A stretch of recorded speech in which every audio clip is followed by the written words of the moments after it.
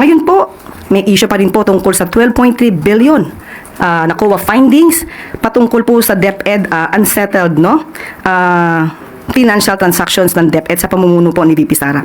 Yan pa rin po ba ang sasabihin niyang pamumulitika? Ngayon, patungkol po dito sa pagpapaimbestiga ng Prime Waters, tandaan po natin, marami na po na mga kababayan natin, ang customers po ng Prime Water, na siyang umiiyak. Hindi po ito bago. Kaya po nakakapagtaka kung bakit hindi ito nasolusyonan sa nakaraang administrasyon.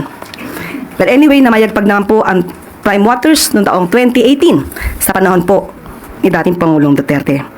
At ang naisan po na sana natin kung ano mang pakikipag-argumento po o pakikipag-diskusyon ng ating Vice Presidente, sana po ay i-level up po natin. Rason sa rason, datos sa datos, huwag gamitan ng masasamang salita or pagmumura. Tandaan natin, ang Prime Waters, ang Prime Water, ano man naging transaksyon nito, dahil umiiyak ang karamihan, dapat po talagang maimbestigahan.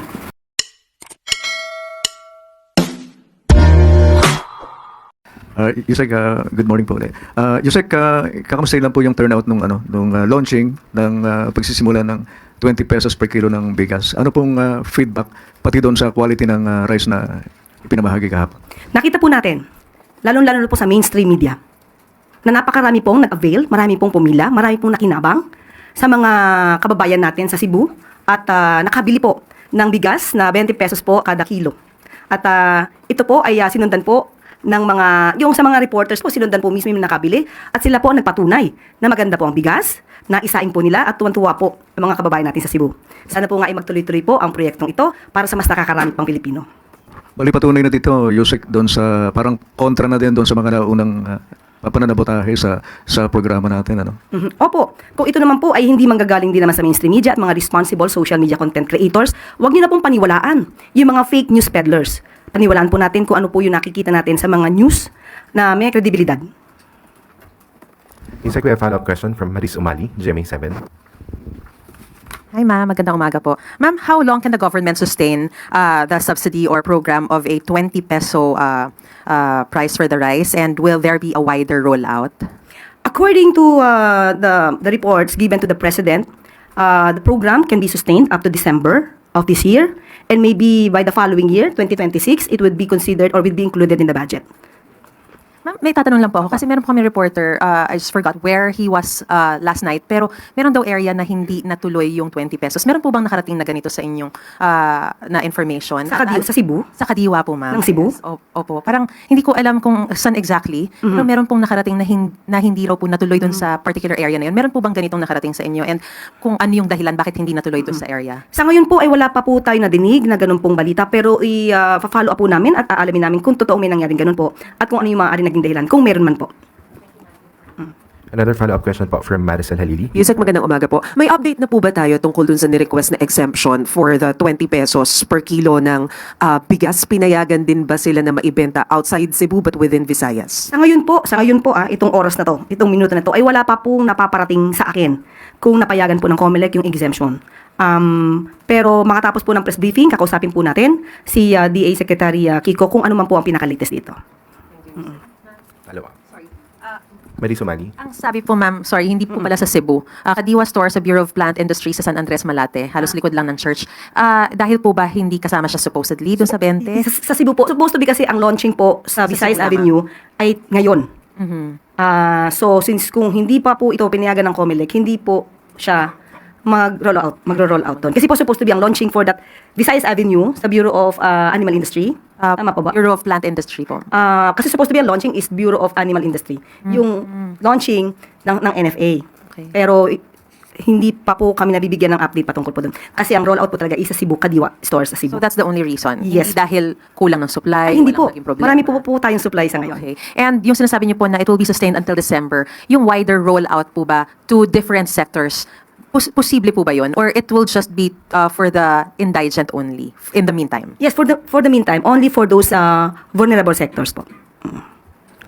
Another follow-up question from Eden Santos, 25. Good morning po, Yusek. Clarification lang po kasi sabi niyo last time, lahat po pwedeng bumili nitong 20 pesos na bigas. Pero ang sabi po ng DA, mga piling sektor lamang po ng ating lipunan yung makakabili nitong murang bigas. Alin po ba talaga yung totoo dun? Yun po ang unang plano. Pero dahil po napag-aralan po, naunahin muna po yung nasa vulnerable sectors, uunahin po muna natin sila. Yan din po ang pahayag ni DA Secretary Kiko Laurel. Binala po na lahat po para sa Kadiwa stores, but pinag-aralan po para hindi din po magkagulo at mauna po yung mas nangangailangan po. Uunahin po muna yung mga nasa vulnerable sectors. Okay, kasi po nauna nang sinabi ni DA Secretary nung nagsaing po sila ng bigas na pili lamang. Then the next day kayo po yung nagsabi na lahat pwedeng bumili. Medyo nagkaroon lang po ng konting pagkalito doon. So ngayon po, Hindi po ngayon, ganun ang ating nasabi. Ang sabi po natin, pipilitin po na lahat. Yan din po ang nasabi po ni NFA Administrator. Nung ating pong niliwanag din, kay Secretary Kiko, sinabi po niya na yun din po talaga ang binalak, pero uunahin po muna yung vulnerable sectors. thank you po. Next question, Tristan Nadalo, Newswatch. Hi, Yusek. Morning po. Ma'am, first po on VP Sara Duterte's comment regarding the Prime Water probe. Sabi niya po ay it's political and ginagawa lang daw po ito ng administrasyon dahil sa politika and dahil daw po rin sa kanyang endorsement kay senatorial candidate Villar. Ano po ang comment natin dito? We cannot expect anything nice or any nice word from the Vice President in favor of the President and of the present administration. She will always use that excuse or defense of pamumulitika without really answering or responding directly to the issues. Unang-una po, since 2023, nung pumutok na po ang patungkol sa confidential funds at na ito ay nagasto sa loob lamang ng 11 days, yan din po ang kanyang nasabi. Napakaagang pamumulitika. Ngayon po, may issue pa rin po tungkol sa 12.3 billion nakuha findings patungkol po sa DepEd unsettled financial transactions ng DepEd sa pamumuno po ni VP Sara. Yan pa rin po ba ang sasabihin niyang pamumulitika? Ngayon, patungkol po dito sa pagpapaimbestiga ng Prime Waters, tandaan po natin, marami na po na mga kababayan natin, ang customers po ng Prime Water, na siyang umiiyak. Hindi po ito bago. Kaya po nakakapagtaka kung bakit hindi ito nasolusyonan sa nakaraang administrasyon. But anyway, namayagpag naman po ang Prime Waters noong taong 2018 sa panahon po ni dating Pangulong Duterte. At naisan po na sana natin kung ano mang pakikipag-argumento po o pakikipag-diskusyon ng ating Vice Presidente, sana po ay i-level up po natin. Rason sa rason, datos sa datos, huwag gamitan ng masasamang salita or pagmumura. Tandaan natin, ang Prime Water, ano man naging transaksyon nito, dahil umiiyak ang karamihan, dapat po talagang maimbestigahan. So wala pong pamumulitika ito. Hindi po lahat ng ginagawa ng administrasyon para sa taong bayan ay pulos or pamumulitika. Kailangan pong trabahuhin, obligasyon po ng gobyerno at ng Pangulo na tugunan ang lahat ng hinaing ng taong bayan. Yusek, we have a follow-up question from Pia Gutierrez, ABS-CBN. Humingi lang po ng details dun sa investigation. Which agency will investigate Prime Water? Kailan po ito magsisimula? Nag-start na po. Ngayong araw na to. Ang luwa.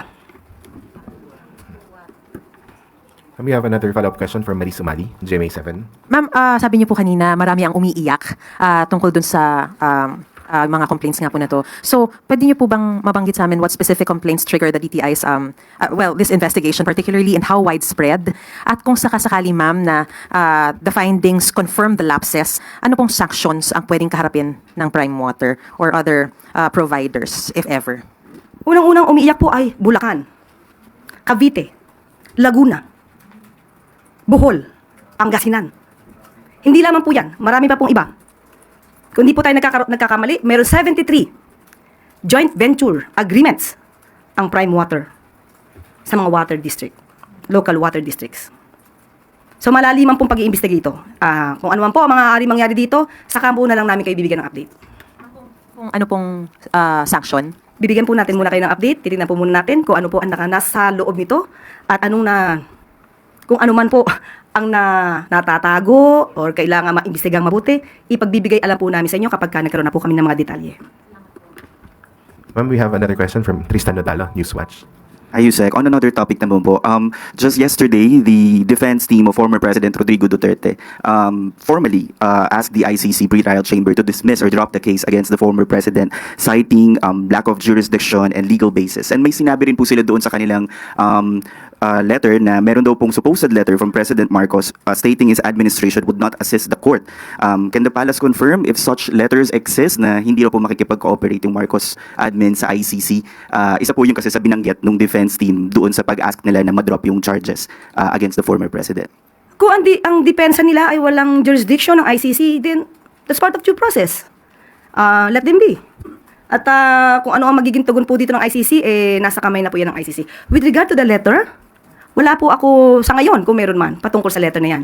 Ang letter po ba ay sinasabing hindi makikialam ang Marcos administration sa gagawin ng ICC? Kahit siguro po walang letter, hindi naman po talaga tayo makikialam kung ano po ang magiging mandato ng ICC. Pero hindi po worried ang Palace, for example, that those statements of not cooperating with the ICC would weaken the charges against the president, former president? It has been said many times na hindi naman po tayo nakikipag-cooperate sa ICC. Dahil nga po, as of now, wala pa pong jurisdiction ang ICC sa bansang Pilipinas. Thank you po. Next question, Eden Santos, Net 25.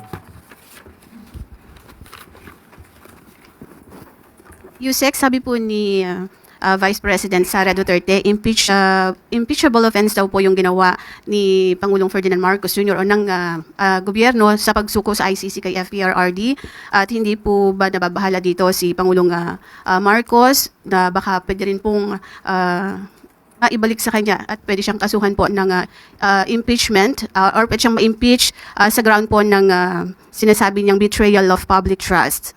So ang tanong kung nababahala ang Pangulo, hindi po. Next question. Next question, Jinky Baticados, IBC 13. Good morning, ma'am. Ma'am, yesterday po, the President announced about the reduce ng SSS and calamity loans po, ma'am. No? Sa interest rate po nila. And it will be effective po on July. So, may you please expound further on this po, ma'am? And what does it mean for current and future borrowers? Napakagandang po balita niyan. Ito po ang nais po kasi ng Pangulo sa programang ito ay magkaroon po talaga ng poverty reduction. Kapag ka po nalaman natin na yung interest po ay bababa para sa mga kababayan natin na may kasalukuyang utang sa SSS, maganda pong balita yan. Para po kahit po yung kanilang kinikita o yung kanilang konting savings para maibayad, ay mababawasan yung kanilang pagbabayad sa kanilang mga utang dahil liliit po ang interest. So, yun po yung nais ng ating Pangulo at ito po ay para sa mga tataong bayan para po kahit paano maibsan ang kanilang kahirapan o nararamdamang kahirapan sa kasalukuyan. Kaya muli sasabihin natin, hindi po talaga kulay itim ang bansa. Yusek also po, kahapon din, in-announce po din niya sa wage board, no, he actually gave directive na dapat they have to review further the minimum wage in the respective areas po. May timeline pong binigay ang Pangulo sa kanila. Okay, sa kasulukuyan po, dapat po na malaman din po ng ating mga kababayan na lahat po ng region, natupad po ang utos ng Pangulo na taasan po ang salary or minimum wage through a regional tripartite board. Nabigyan po ito for the whole 2025, nabigyan po na taasan po. At ngayon, sa kasalukuyan, pag-aaralan muli para naman sa susunod na taon.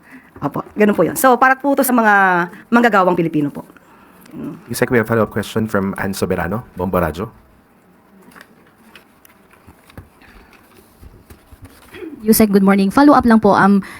Ilang mga mambabatas po kasi nananawagan na kay Pangulong Marcos na sertipikahan na po daw urgent ang wage hike bill. Ano po ang reaksyon ng Malacanang sa panawagan na sertipikahan po na urgent ang wage hike bill? Opo, ganito po yan. Kailangan po natin lahat alamin. Ito po ay ayon din sa Pangulo. Lahat ng stakeholders dapat po makausap, malaman ano po yung maaaring magandang idulot, positibo, negatibo. So lahat po ng stakeholders kailangan kausapin kung kakayanin din po ba ng mga employers at kung ano yung nararapat sa mga manggagawa. So sa ngayon po ay dapat pag-usapan lahat-lahat po yan. Pero kung ano po yung makakaya ng Pangulo sa kanyang pag-uutos, katulad ng sinabi po natin, sa pamamagitan po ng DOLE, ibibigay po natin sa mamamayan. Hindi nga lang po siguro ganon kalaki katulad ng hinihingi ng ibang mga kababayan natin. But at least po, gumagawa po ang Pangulo sa abot na makakaya na maibibigay para sa taong bayan at mga manggagawa. Lastly po, Yusek, ang labor group po ay nananawagan din na ng parang meeting with the President. Bukas po ba ang Malacanang na makipag-usap sa mga labor groups? Thank you. Ang Pangulo po ay laging bukas sa anumang pong diskusyon para po sa ikabubuti ng mga manggagawa. At hindi po yan sinasara yung pintuan. Kailangan lang din po siguro natin na masabi sa Pangulo kung papaano, kailan, para po magkaroon sila ng magandang pag-uusap. Next question, Pia Gutierrez, ABS-CBN. Hi, ma'am. Ma'am, kahapon naglabas ng statement si President Marcos regarding the suspension of Governor Gwen Garcia sa Cebu. How should we interpret the President's position on the suspension of Governor Gwen, considering po na she is a close ally of the administration and also the leader of the very powerful One Cebu Party? Okay, maliwanag din po ang sinabi ng ating Pangulo. Dapat pong paigtingin ang rule of law. Patibayin ang due process. Wala dapat umaabuso sa anumang kapangyarihan, maging sino ka man. So susunod po tayo kung anong sinasabi ng batas at kung ano po ang procedure na dapat gawin. Siguro maaari po itong i-avail ni Governor Gwen Garcia at kung ito naman po ay naaayon sa batas, dapat punto pa rin. So, ano po ba yung pananaw ng Pangulo tungkol dito sa suspension niya? Does he believe that the suspension was politically motivated and that the Ombudsman did not follow the rule of law? Ang pananaw po ng Pangulo ay laging kung ano ang dapat sa batas. Hindi po natin gagamitin yung excuse ng pamumulitika. Maaari siguro na may mga issues patungkol sa pamumulitika, but still ang Pangulo, ang gusto lamang po niya ay masunod kung ano sinasabi ng batas. Do we expect any intervention po from Malacanang? Hindi po gagawin ng Pangulo yan. Next question, Gilbert Perdes, DWIZ. Good morning po, Yusek. Nasa alert level 3 pa rin po yung Bulkang Kanlaon at habang papalapit po yung eleksyon, ano pong paghahandang ginagawa yung pamahalaan para matiyak po yung kaligtasan ng mga botante at ng mga election personnel ho natin, particular po doon sa mga apektadong komunidad? Opo, nagkaroon po ng MOA patungkol po dito sa pag-aalboruto yung sa ng Bulkang Kanlaon. Ang sabi po sa MOA ay pag-iigtingin po ang kanilang pagsiservisyo para masiguro po ang kaligtasan at ng mga kababayan natin at matuloy po ang sinasabing eleksyon sa darating na May 12. At ito po ang sinabi mismo ni Yusek Ariel Nepomuceno ng OCD, ng Office of the Civil Defense. And I quote, "The vote of every citizen is vital, even during calamities. We cannot allow voting to be hindered." End quote. So, yun nga din po, pinagtibay din po at nagpumirma po ang Pangulong Marcos Jr. ng Executive Order creating National Task Force for Kanlaon. So, this order formalizes the entire effort to manage risk and respond effectively. Yan po ay nabanggit po ng Office of the Civil Defense. So, hindi po pababayaan yung mga kababayan po natin na naapektuhan ng pag-aalboruto ng Bulkang Kanlaon at sa kanang bulusan para hindi po maituloy ang pagboto. Okay. Follow-up lang po. Meron po bang mga emergency voting centers para po doon sa yung mga personnel ho na tumutugon sa mga disaster efforts po ng pamahalaan? Para po halimbawa mauna silang bumoto o kaya may particular silang lugar na pupuntahan po para makaboto?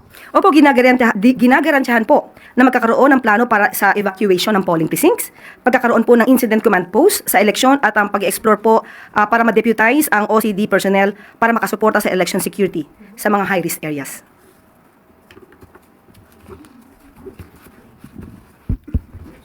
Follow-up question, Vance Fernandez.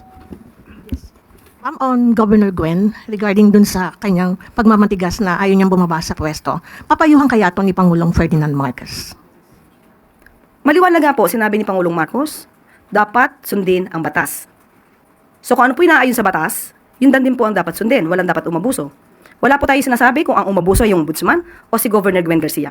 Kung ano po nasasaad sa batas, kung may depensa naman po si Governor Gwen Garcia at sinasabi na hindi dapat magpatupad ng suspension sa loob ng 90 days during the election period, kung yun po ang nasasabi na batas, yun po yung sundin. Thank you, ma'am. Bago po tayo magtapos, bilang update sa inisyatibo ni Pangulong Marcos Jr. na magbigay ng libreng sakay sa LRT1, LRT2 at MRT3.